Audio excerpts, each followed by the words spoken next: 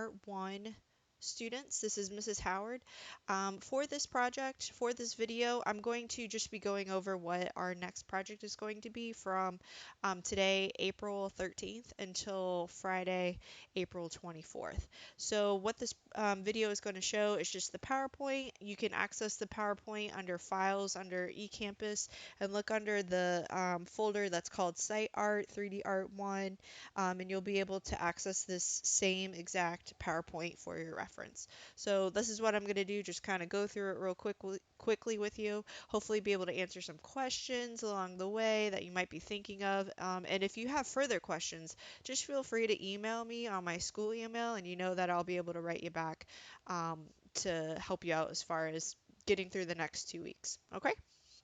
All right, so for this project, it's titled Site Art, and it's going to focus on nature. Okay, so this is going to be your first assignment. Is that I need for you to just go ahead and write down these project notes, just keeping it simple as to what we have already been doing for this whole school year, just keeping it consistent. So your goal for this is that you're going to consider how natural objects found in nature can be arranged in a particular shape or form to create something abstract and meaningful.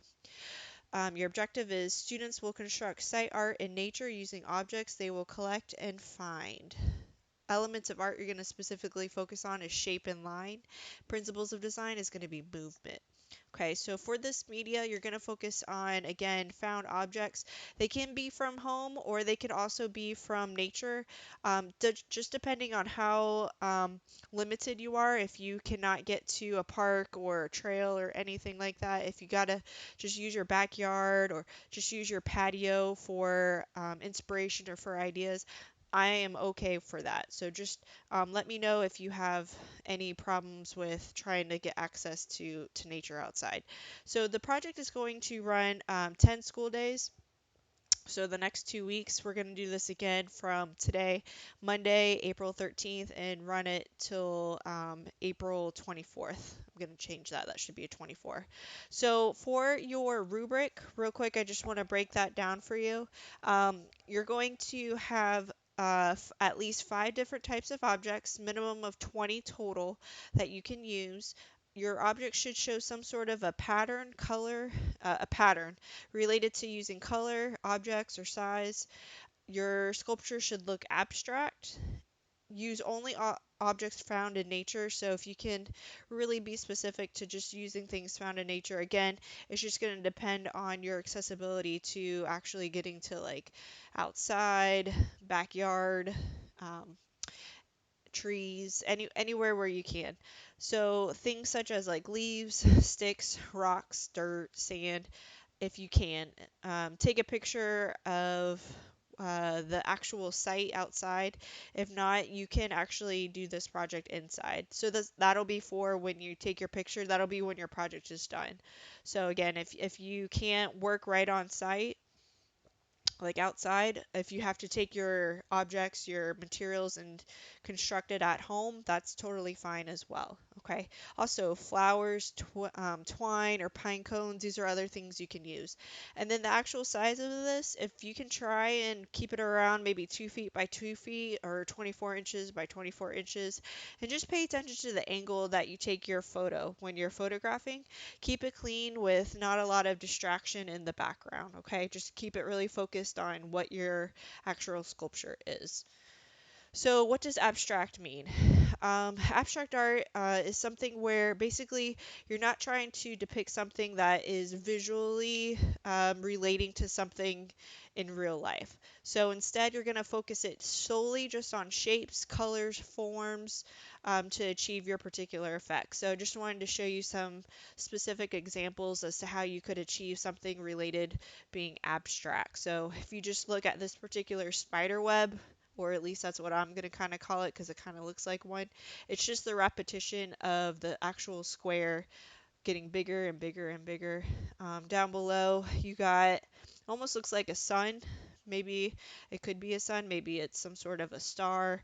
Um, it could be whatever you want it to be, and just showing you it's just a basic shape of a circle broken into smaller circles inside, and then it looks like it's got twigs kind of going around the outside, almost like a sunburst. You could construct it, maybe something that is using a particular type of a twig. Maybe you start with bigger ones at the bottom and you make some simple shape, almost like a Lincoln log cabin. And as they get smaller and smaller, it starts to go up. If you're really into collecting leaves, maybe you do some sort of a cutout pattern as such. Almost looks like a snake. That's what it looks like. And look how it's like held up in the light, and you could really get kind of a glimpse of the cutout uh, compared to the background. So what does pattern mean? It's basically just a repetition of a particular type of a shape or form that you see repeated over and over and over again. So here's just some examples. These are mostly showing radial balance. So you just see one particular shape or one particular type of an object, and it's just placed right next to each other in a repeated kind of format. This is going in the shape of a spiral. But you notice it's the same color leaf throughout, just about the same color, and it's just placed in the same exact spot as the one previous, and it's just going in that same kind of repetition. Here's another example using twigs. Again, you just see that same repetition, and over here it looks like you got one ring of where it's leaves, and then you got a ring of twigs, and then it goes back to leaves, twigs. Again, this is just another couple examples to show you. So assignments that are due this week is going to be your project notes.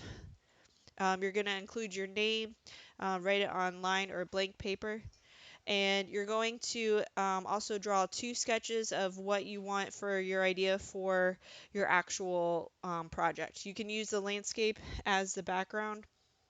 Your assignments that are going to be due next week is going to be your actual project, your found object site art project, and then you're actually going to just write me a little artist statement. So no more than 3/4 of a page, type or handwrite. You're going to just answer a couple of these questions. So how did you create lines and shapes using natural materials? How did you compositionally take your photo? Did you think about the type of angle? Is it a certain type of a day? What things did you need to consider when you were taking your photo? So is it centered, off centered? Was it stormy outside? Was it sunny outside? Was it in the morning? Was it in the afternoon? Was there a fog? Just kind of think about when you're taking your photo, as also regarding an art as well. How using natural materials different from traditional art supplies. So for these two projects that you've completed so far up to this point, we're not using any art traditional materials. We're not using clay. We're not using paper mache. So how has that changed your idea or reflection as to thinking about how you can use things in nature for art? Was the construction of the land art um, more or less important to them, more important to the way that you photographed your picture? So just kind of think about those things as you just write your statement. Last thing to show you is just a couple examples, and then we'll be able to wrap this up.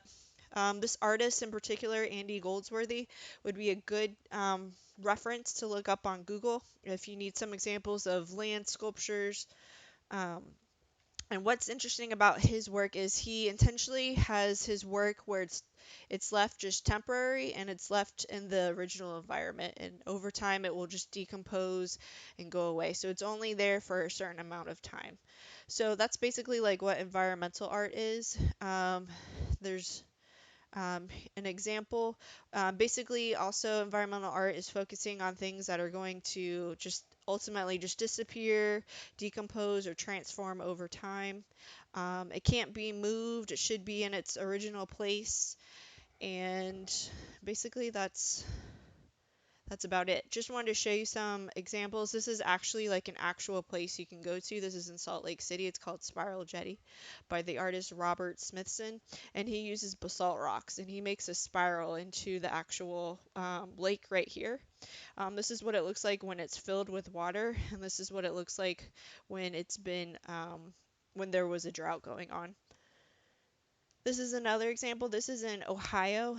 Um, This is called Great Serpent Mound, and as you can see, the actual ground itself, it's been elevated and it's in this kind of like coil, spiral, kind of just curvilinear lines. And this is another actual place that you could visit as well. Again, these are just some examples of Andy Goldsworthy using various types of leaves. He might have done a little bit of Photoshop to really make this kind of glow or be enhanced. This one almost reminds me of like a bird's nest and just the configuration of all the twigs being arranged in kind of like a circle. You can do something where you're making like a path, and this is really good for example of movement. The way that your eye is traveling through this, your eye is going to be directly just engaged into where this line is going. Okay. Um, Another example is like maybe you change the configuration of color. Maybe you start with a darker set of elements and it gets lighter as it goes to the center. If you liked the mandala project, maybe you do another type of a mandala configuration of circles inside circles. Or for instance, in this one, this is just like a spiral. This is a good example for pattern. You got light leaves, dark, light, dark, and again, it's just the continuation. You could do something also where maybe you get creative and you just stick a bunch of leaves on a twig. I thought this looked kind of interesting. Just kind of consider some various ways. Think about the angle of your photos. If you find two trees that are really close to each other, maybe you get some twigs and you arrange some sort of a pattern in between them. You could do the same with rocks. Maybe there's like a really cool tree that you know of that has like that's been struck by lightning. Maybe you could fill it with a certain type of an object, maybe rocks or leaves or twigs. Get creative. Let me know if you guys have any questions. Just email me on my school email. Hopefully this was helpful for you guys.